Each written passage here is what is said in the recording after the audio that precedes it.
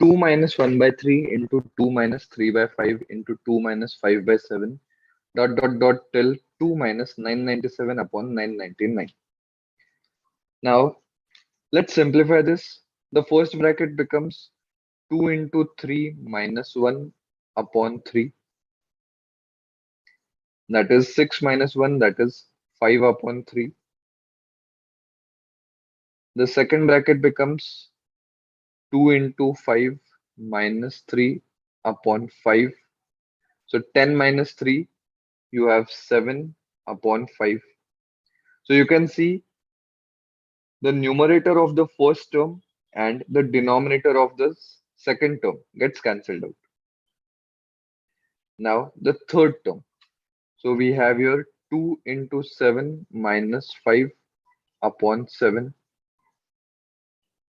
So 2 sevens are 14 minus 5, that is 9 upon 7. So again you can see 7 gets cancelled out. So that means the denominator of the first term remains and the numerator of the last term, that is in this case 9. Now we have to extend the logic till this last term. Now that last term becomes 2 into 999 minus 997 upon 999.